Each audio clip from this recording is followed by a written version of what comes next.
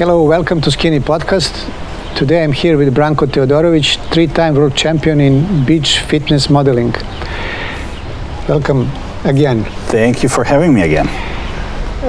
We all know your professional career. We spoke about it last time, but what people maybe don't know about you, you're also beside being a professional athlete, personal trainer, and nutritionist. So today I would like to pick up your brain from your perspective.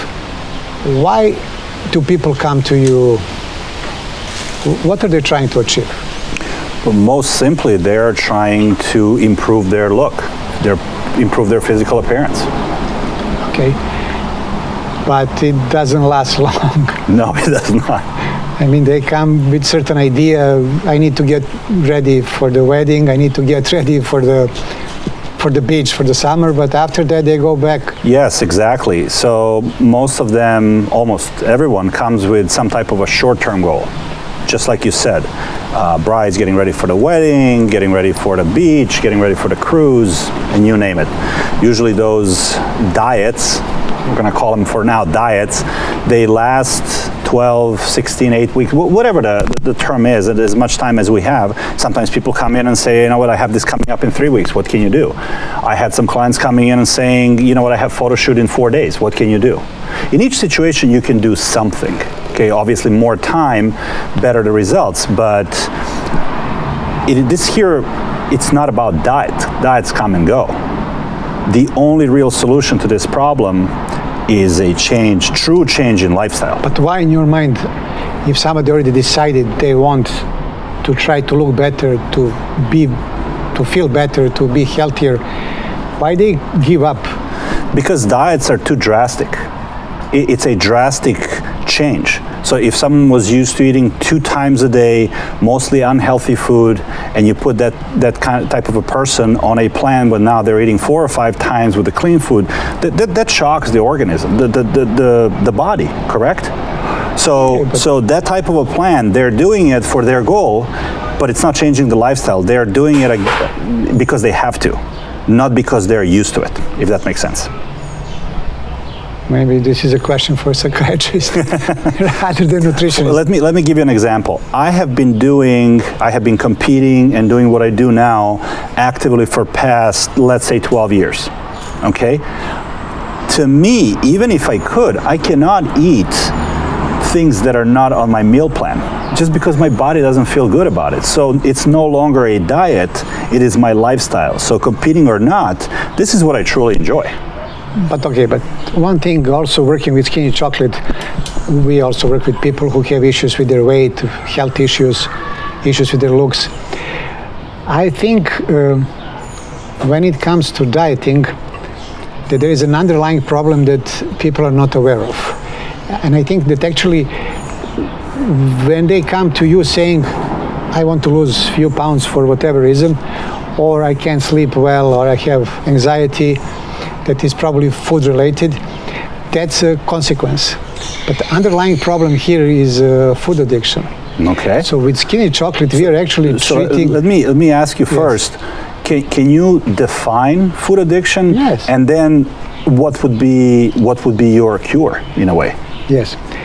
Working on Skinny Chocolate, beside creating the product that guarantees the weight loss, and then all the benefits that are coming with the weight loss as a consequence, I realized that the main cause and underlying cause of any condition that is food related is actually connected to the right word is food addiction. Mm-hmm.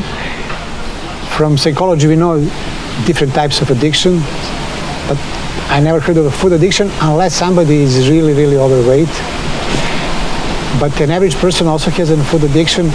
And to try to define why we came to that conclusion is, once when we start the program with the clients,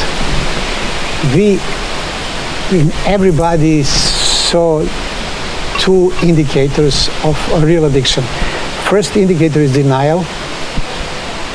They simply don't want to admit that there is an addiction there, especially because what they're doing is perfectly legal. Mm-hmm. There's nothing illegal in eating normal, regular food that you buy. And the second problem is that the body and brain is resisting trying to Any get type of off. a change. So that's why you're encountering issues with your clients, in my mind, because they can force themselves on a short-term objective. 2, 3 weeks, 4 weeks, 6 weeks, I'm going to start this program so I can fit into the dress for my prom. But long-term, it's actually you're fighting an addiction. Is that your impression, or you never thought of it? To be honest with you, I never saw it, and this absolutely makes sense to me, calling it a food addiction. In my opinion, it was just something that people felt so strongly against. They didn't, because, let's face it, why do people eat when they're sad, for example? Why do they eat when they are happy? Why do we always, when we meet our friends, why do it always has to be around food? I mean, hardly ever. I don't know, you're asking the wrong person. but we would agree all here that every time we meet for any type of social gathering, more than likely there has to be some food involved. Because even for funerals. Yeah, even for funerals, exactly. So in my opinion, food brings us that instant gratification. It solves the problem instantly, okay?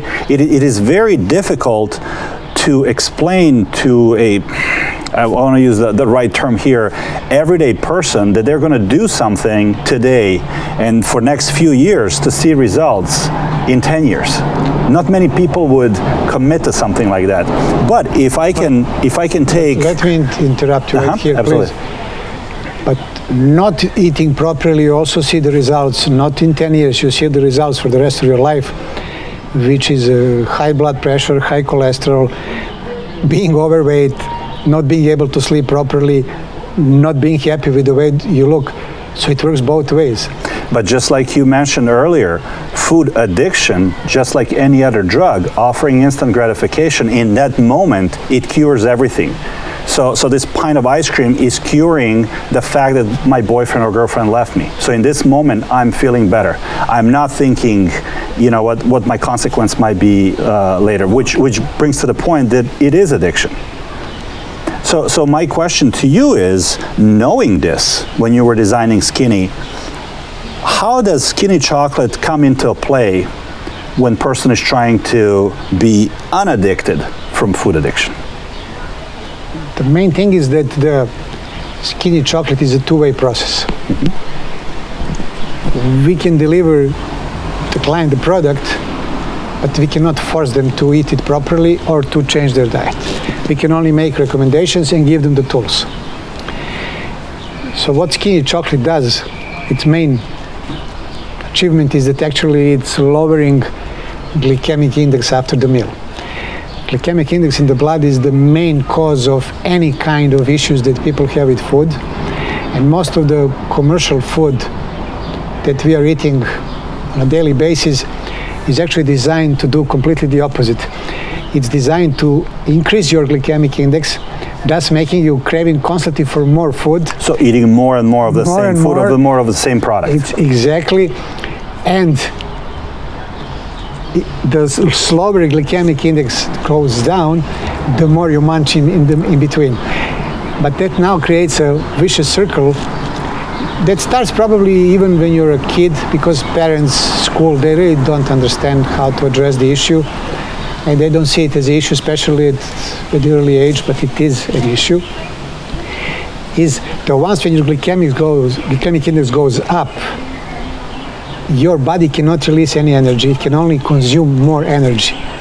So the main thing about Skinny chocolate is that after a meal, when you take a piece of Skinny chocolate, it quickly lowers your glycemic index, so you do not have need to continue eating or munching.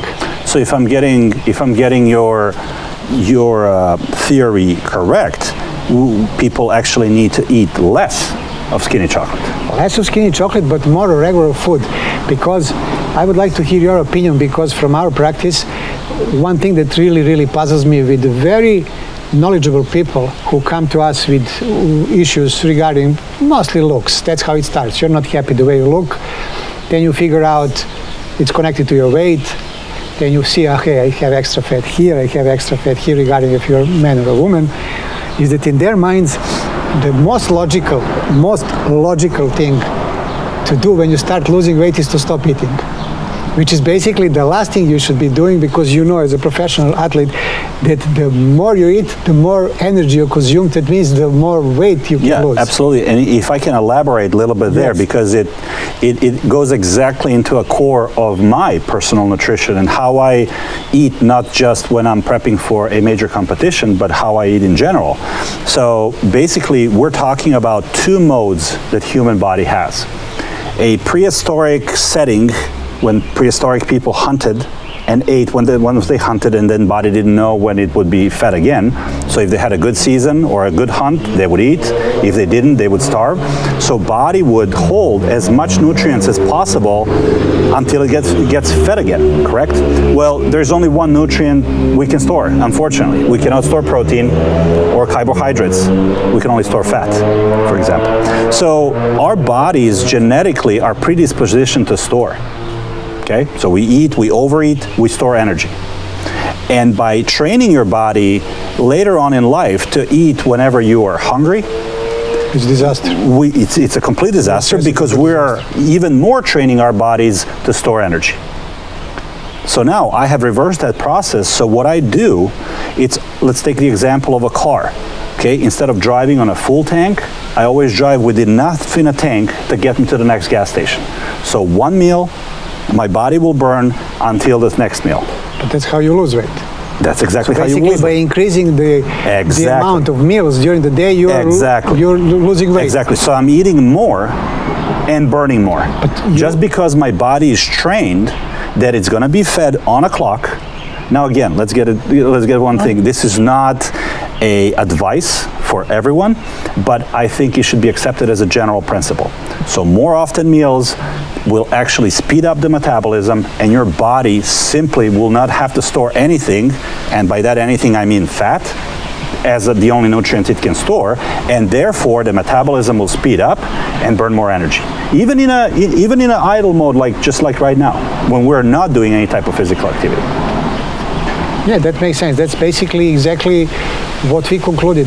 But to me, it's really fascinating how many people, even after you explain, even when they see the results, they still go back to the old habit, start skipping meals. Because I see with the clients, our progress starts pretty much within 2-3 weeks.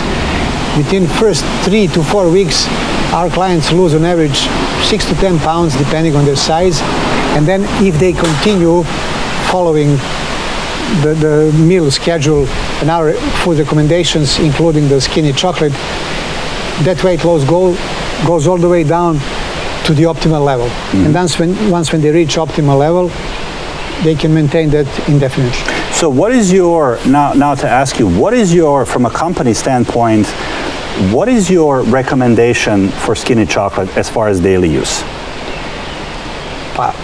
We recommend to our clients not to exceed 1 ounce of chocolate a day. Okay. And how many would that be in a piece of chocolate? So two of these pieces right here. 2 pieces of this chocolate is about 0.7 ounces. Okay.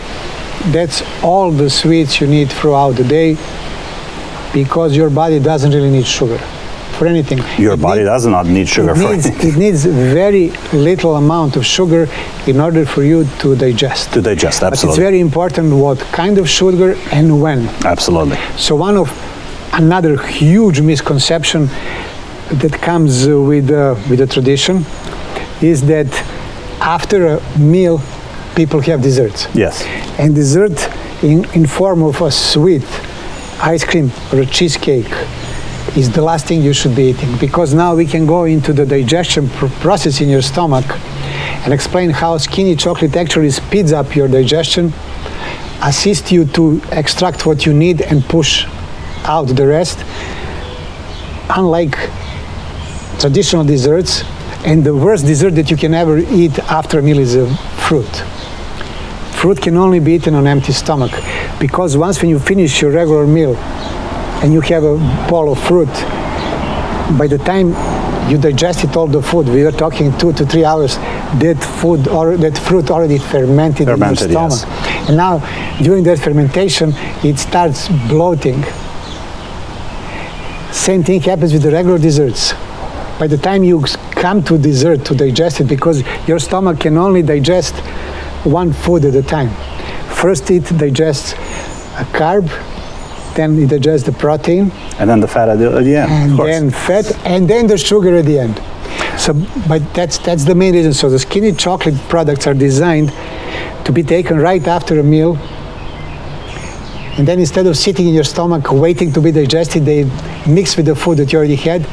And being dark chocolate being also a probiotic, helps you digest faster, and it has the right amount of sugar, which is a minimum amount of sugar, to help you extract the protein from the carbs.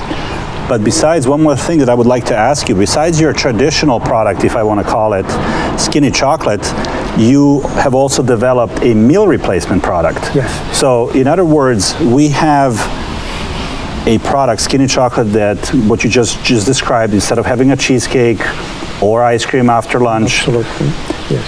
And the way it works, you just went into that. But can you tell us just a little bit more about how we can consume all these nutrients in a form of chocolate and replace a full meal, or take it as a snack? Yes. We also designed, because during the process of people getting used to change their life habits, because dieting with a cause, for a wedding or going on vacation or a cruise, as you mentioned, is a short-term goal. Once when you're done with your goal, you go back to where you were, even maybe get worse. And we get worse, yes. But there are certain people who actually decide to change their lifestyle because they see the improvement, not only physical. Physical is the biggest gratification, but they also see the health improvements. So we gave them a product that while they are getting off the sugar addiction, while they're getting off food addiction, we created products called Skinny Day that has enough proteins, carbs, and healthy fat that can replace entire meal. We are talking meal similar to probably 4 ounces of chicken breast with, let's say, 2 ounces of rice in 3 bites of chocolate that have 1.5 ounces altogether and only 4 or 5 grams of sugar. Because the concentration of the dark chocolate in our product is so high that once it dissolves in your stomach, which takes about a few minutes. That's why we also tell clients to make 5 minutes break before taking the second or maybe even third bite of our chocolate, because the concentration is so high that it gives you instant feeling of being full. And that's one thing I have noticed. As you know, I have been using Skinny Day, so I have been using meal replacement to replace my meal one every day. And I got to, I get that sensation that I am full for hours after that. As a matter of fact, it was a little bit, as you know, I have to eat on time. Yes. So it was a bit of a problem almost to get my next meal within 2 hours, because I still felt very energetic, full, just good, in really good position. Yeah, because our biggest challenge is when we tell people that we are selling a dietary supplement in the form of dark chocolate, they think it's an oxymoron, it's a joke, or it's a scam. But well, if I may interrupt you here, because it hasn't been figured out before. Absolutely. Because nothing like that exists. I agree with that. But my main goal is that now we have to go beyond just the product itself. Product is there. Now we are trying to understand why there is so much resistance in people to fight addiction that is provenly bad for them. And that's something that we can discuss in our next podcast. Maybe we can even bring a guest who can give us an insight from a different point of view. Absolutely. So thank you for watching Skinny Podcast. We'll be back next week.